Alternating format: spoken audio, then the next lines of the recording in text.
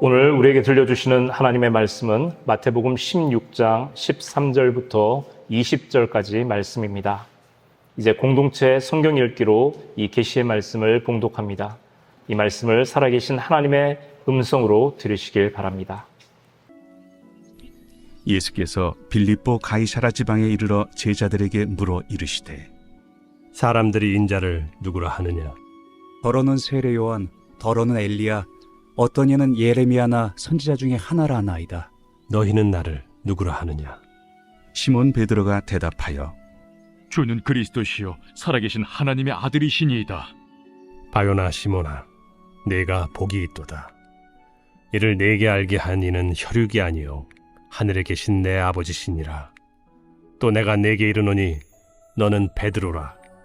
내가 이 반석 위에 내 교회를 세우리니 음부의 권세가 이기지 못하리라. 내가 천국 열쇠를 내게 주리니 내가 땅에서 무엇이든지 매면 하늘에서도 매일 것이요 내가 땅에서 무엇이든지 풀면 하늘에서도 풀리리라. 이에 제자들에게 경고하사 자기가 그리스도인 것을 아무에게도 이르지 말라 하시니라. 이 말씀은 하나님의 말씀입니다.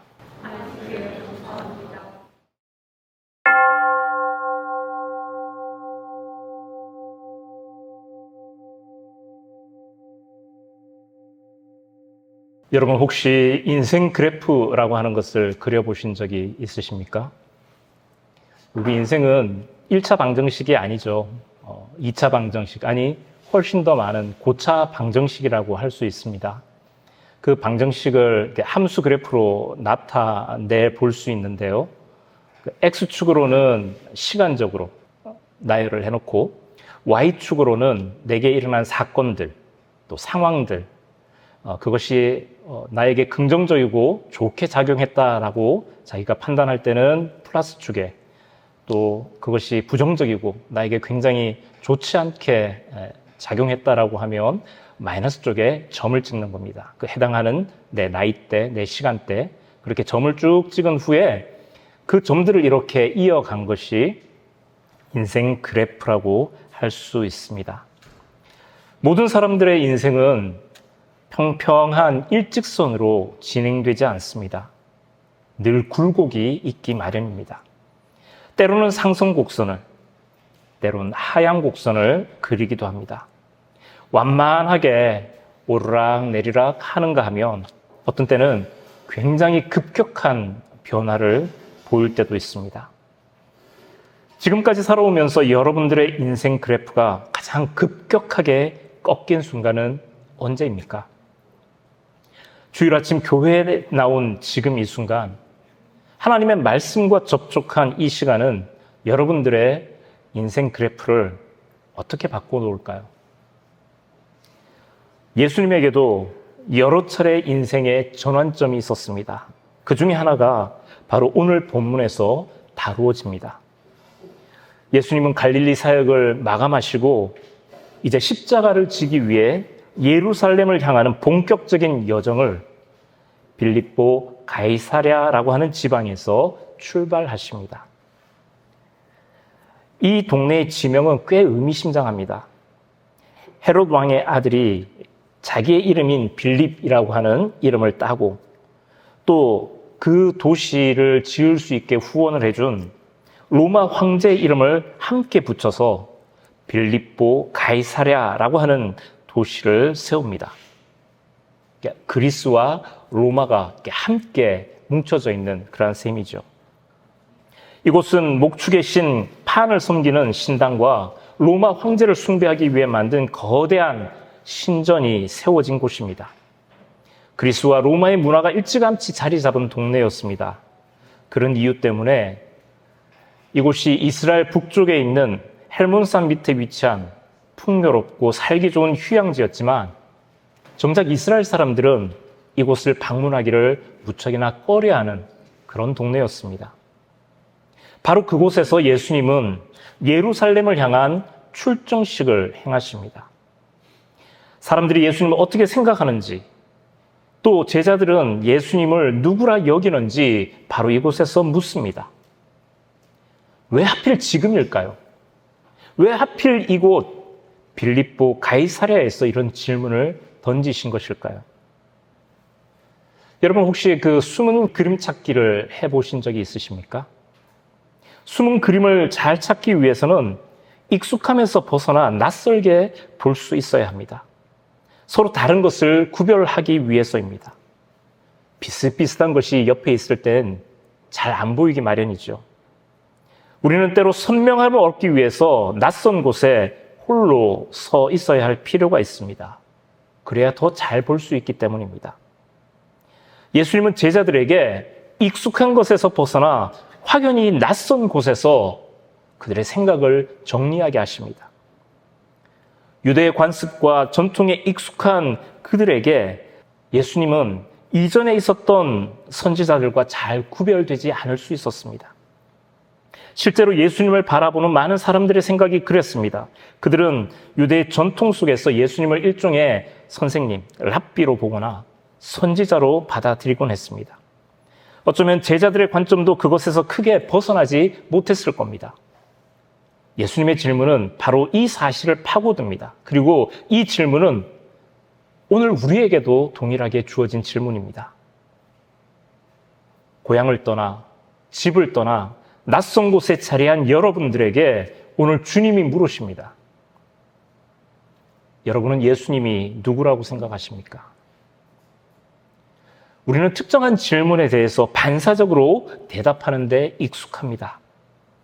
신병훈련소를 갓 나온 그 신병들을 툭 치면 반사적으로 관등성명이 나오지요. 우리는 신앙에 대해서도 마찬가지 태도를 보일 때가 많습니다. 예수님이 누구십니까? 이렇게 물으면 나의 주님이십니다. 나의 구원자이십니다. 살아계신 하나님의 아들이십니다. 이렇게 우리가 대답하곤 합니다. 그러면 사람들은 우리를 무척이나 신실한 그리스도인으로 여길 겁니다. 하지만 이런 대답이 학습된 것일 수 있습니다. 어릴 때부터 충실하게 가정에서 혹은 교회에서 신앙 교육을 받은 이들에게 이런 대답은 거의 반사적으로 튀어나오는 대답이기 때문입니다. 이런 대답을 우리의 신앙 고백이라고 이야기할 수 있을까요? 조금 전에도 우리가 했지만 우리는 예배 때마다 사도신경을 통해 우리의 신앙을 고백합니다. 사도신경은 크게 세 가지를 믿는다고 고백하죠. 전능하신 아버지 하나님 천지의 창조주를 내가 믿습니다. 그의 유일하신 아들 우리 주 예수 그리스도를 내가 믿습니다. 나는 성령님을 믿습니다. 이렇게 세 가지를 우리는 믿는다고 고백합니다. 그런데 우리는 이 사도신경을 단순히 예배의 순서에 따라서 외우거나 혹은 적혀있는 글씨를 따라서 읽으면서 고백할 때가 많습니다. 그 내용이 무엇을 의미하는지 진지하게 질문하지 않습니다. 이 말들이 무엇을 의미하는지 알려고 하지 않습니다. 어쩌면 오늘 신앙인을 자처하는 우리들에게 필요한 것은 질문 그 자체일지 모르겠습니다. 당연하게 여기는 것에 대한 질문, 익숙한 것에 젖어 있는 우리를 흔들어 깨우는 질문. 오늘 예수님은 제자들에게 너무나 당연한 것을 묻고 계십니다. 너희는 나를 누구로 하느냐? 예수님을 따르기 위해 집도 가족도 생업도 다 뒤로 한 채 예수님께 모든 것을 올인한 제자들에게 예수님은 뻔한 질문을 다시 던지십니다. 왜 이런 질문을 하시는 걸까요? 예수님의 걸음이 이제 예루살렘을 향해 올라가셔야 했기 때문입니다. 십자가를 지기 위한 그 고난의 길을 출발해야 했기 때문입니다. 그 여정의 의미를 제자들이 분명히 알아야 했기 때문입니다. 오늘 말씀을 근거로 베드로의 신앙 고백 위에 교회가 세워졌다고들 이야기합니다. 18절 말씀에서 예수님이 너는 베드로라 내가 이 반석 위에 내 교회를 세우리니 이렇게 말씀하셨기 때문이죠. 하지만 주는 그리스도시요 살아계신 하나님의 아들이십니다 라고 하는 이 베드로의 훌륭한 고백은 당시 이스라엘 백성들이 가졌던 메시아에 대한 보편적인 고백입니다. 그들에게 그리스도, 즉 기름 부은 자, 구원자라고 하는 의미는 하나님이 우리에게 보내주신 왕이라고 하는 생각이 강했습니다. 그 당시에는 왕을 하나님의 아들이라고 칭하기도 했었지요. 그렇게 본다면 베드로는 지금 예수님을 유대 민족을 로마 제국의 압제로부터 해방시켜줄 정치적인 지도자, 하나님으로부터 선택받은 우리의 왕이라고 하는 고백을 하고 있는 셈입니다. 이것을 어떻게 알 수 있는지는 다음 주에 이어질 베드로의 그 다음 행적을 보면 알 수 있습니다. 십자가를 지겠다는 예수님을 펄쩍 뛰면서 막고 있습니다. 우리의 왕이 그래서는 안 되죠. 이런 뉘앙스로 말입니다. 물론 베드로의 이 고백도 놀랍습니다.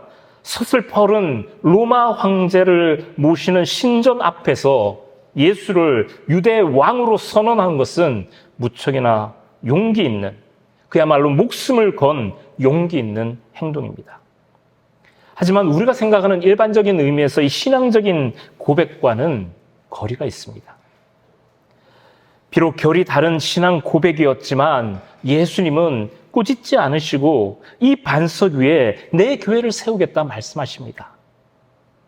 유대인들이 바라는 그들의 왕국을, 그들만의 왕국을 세우겠다 말씀하지 않고 에클레시아, 교회를 세우겠다 말씀하셨습니다. 하늘과 땅을 연결하는 통로로 교회를 세우겠다 말씀하십니다. 그리고 그 맨 앞에 이 고백을 주님께 드린 베드로를 세우십니다. 그리고 다른 이들도 밟고 올라설 수 있도록 그 맨 밑바닥에 반석이라고 하는, 돌이라고 하는 이 이름을 가진 베드로를 놓으셨습니다. 오늘 말씀이 베드로에게 하신 말씀 같지만 그와 같이 예수님께 기대와 소망을 두고 있는 모든 사람들, 우리 모든 그리스도인들에게 하신 말씀이기도 합니다. 우리도 예수님에 대해 저마다 신앙 고백을 하고 있습니다. 나의 믿음으로 드리는 신앙 고백이라고 말하지만 그 믿음이라고 하는 것조차도 우리의 경험과 우리의 생각과 우리의 기대에서 비롯된 것이 많습니다. 그러나 예수님은 비록 그 시원치 않은 고백이라 할지라도 그 고백에서부터 시작하십니다. 그 고백을 칭찬하시고 그 작은 부스러기들을 위해 교회를 세우십니다. 그렇습니다. 사람들은 이 말씀 가운데 교회의 토대가 되는 그 베드로에 주목을 합니다. 반석에 주목합니다. 그러나 오늘 말씀의 주어가 누구입니까? 주님께서, 예수님께서 우리 위에 내 교회를 세우겠다 말씀하십니다. 주님이 세우겠다 말씀하십니다. 이렇게 주님께 부름받아 주님께서 세우신 우리가 교회입니다. 교회로서 우리는 신앙을 고백하며 세례를 받고 교인이 됩니다. 하지만 이것은 이제 막 걸음마를 뗀 아기와 같습니다. 혼자 일어서서 걷는 것만으로도 부모가 볼 때는 기특하고 장합니다. 하지만 여전히 부모의 눈에 볼 때 위태위태하게 보이는 것도 사실입니다. 우리의 믿음, 우리의 신앙도 마찬가지입니다. 우리의 신앙 고백도 자칫하면 그냥 인지적인 것에 그칠 수 있습니다. 동의하는 것에 머무르기도 합니다. 그것만으로도 충분하다고 생각합니다. 하지만 그렇지 않습니다. 믿음은 명사가 아니라 동사이어야만 합니다. 아는 것에 그치는 것, 어떤 것을 규정하는 것에 그치는 것이 아니라 그 믿음대로 살아내어야 한다는 말씀입니다. 그리스도인이라고 하는 이름은 소아시아 지역, 지금의 튀르키예, 얼마 전에 지진이 났던 그 안디옥이라고 하는 도시에서 처음 등장했습니다. 이곳에 살고 있었던 예수님을 믿는 신앙인들이 예수님을 믿는 믿음대로 살아가는 그 모습을 보고 그 지역 사람들이 그들을 그리스도인, 그리스도를 따르는 사람이라는 뜻의 이름을 붙여 부르기 시작했습니다. 이렇게 이름을 따로 붙일 정도로 그들은 유별나게 살았습니다. 만일 이들이 마음속에 가만히 조용히 나는 예수님을 그리스도로 받아들인 사람이야 이렇게 믿기만 했다면, 혼자서 믿기만 했다면, 생각만 하고 있었다면 이들은 결코 다른 사람들과 구별되지 않았을 겁니다. 달라도 뭔가 아주 다른 모습을 행동으로 보여주었기 때문에 그리스도인이라고 하는 특별한 이름이 붙여졌습니다. 즉 이들의 신앙 고백은 머릿속이나 가슴 속에서 행해진 것이 아니라 그들의 삶 속에서 이루어졌습니다. 믿음대로 행동했기 때문입니다. 오늘 예수님은 자신의 신앙을 고백한 베드로를 향해서 너는 베드로라, 내가 이 반석 위에 교회를 세우리니 음부의 권세가 이기지 못하리라 말씀하십니다. 그렇습니다. 교회는 베드로의 신앙 고백 위에 세워졌습니다. 신앙 고백이 그리스도인을 만들고 그 그리스도인에 의해 교회는 세워집니다. 다시 말해서 교회는 믿음을 실천하는 사람들에 의해 세워지고 이어집니다. 그렇다면 오늘날 우리 교회는 이 신앙 고백 위에 제대로 서 있을까요? 우리는 매주일 예배 시간을 통해 신앙을 고백합니다. 그러나 여기에서 그쳐서는 안 됩니다. 이 신앙 고백이 예배 시간을 넘어서 우리의 일상의 삶 속으로도 계속 이어져야 합니다. 우리의 믿음은 우리의 삶과 연결되어 있어야 하기 때문입니다. 믿음은 우리의 현실에 깊이 뿌리 박혀 있어야 합니다. 왜냐하면 우리가 믿는 예수님이 우리의 현실 속으로 들어와 주셨기 때문입니다. 그가 오셔서 우리의 현실을 바꾸십니다. 이 말은 우리의 정치 체제를 바꾼다는 말이 아닙니다. 권력의 자리에 올라가 집권해야 한다는 말이 아닙니다. 기독교를 국교로 만들어 모든 이들을 강제적으로 기독교인으로 만든다는 뜻도 아닙니다. 역사 속에서 이런 일들이 빈번하게 일어났지만 모두 실패했습니다. 오히려 기독교가 더 타락하는 결과만 나왔을 뿐입니다. 그렇다면 현실 속에서 자리 잡은 믿음이란 도대체 무엇을 한다는 말일까요? 예수님은 베드로에게 천국 열쇠를 준다 말씀하시면서 내가 땅에서 무엇이든지 매면 하늘에서도 매일 것이고 땅에서 내가 풀면 하늘에서도 풀릴 것이라 말씀하십니다. 주기도문에 나오듯이 하나님의 뜻이 하늘에서와 같이 땅에서도 이루어지게 한다는 뜻입니다. 중요한 것은 하나님의 뜻입니다. 우리의 현실과 하나님의 뜻이 서로 연계되어 연합되어 서로 움직여가도록 서로 일치시켜가는 것이 베드로에게 또한 우리들에게 주어진 사명입니다. 이 사명을 이루기 위해 하나님은 우리 각자에게 서로 다른 은사를 주셨습니다. 각 사람이 받은 은사대로 자기의 특기를 살려서 자기의 전문 분야에서 사람들을 섬기며 우리의 믿음을 행함으로 펼쳐나갈 때 이 땅 가운데 하나님의 뜻이 펼쳐집니다. 하늘과 땅이 서로 연결됩니다. 믿음과 현실이 하나가 됩니다. 우리의 암과 삶이 일치됩니다. 바로 이것이 교회의 사명입니다. 교회는 큰 건물을 지어 올리거나 많은 사람들을 모아 대형 교회로 성장하는 것이 사명이 되어서는 안 됩니다. 그것은 사명을 이루기 위한 도구에 불과합니다. 교회로 살아가는 것, 교회답게 행동함으로 세상 가운데 하나님의 선한 뜻을 드러내는 일을 교회의 사명으로 삼아야 합니다. 베드로의 고백을 통해 예수님은 당신이 걸어가실 십자가의 길을 본격적으로 세상에 알리셨습니다. 오늘 예수님이 우리에게 너희는 나를 누구라 하느냐 물으신다면 그 물음에 대한 우리의 답변으로 끝나는 것이 아니라는 사실을 기억해야 합니다. 이제 본격적으로 주님의 일하심이 시작된다는 신호로 받아들여야 합니다. 우리의 대답을 통해, 우리의 고백을 통해 주님이 일하시기 때문입니다. 이 일을 위해 지금 내게 익숙한 것에서 한 걸음 뒤로 물러서야 합니다.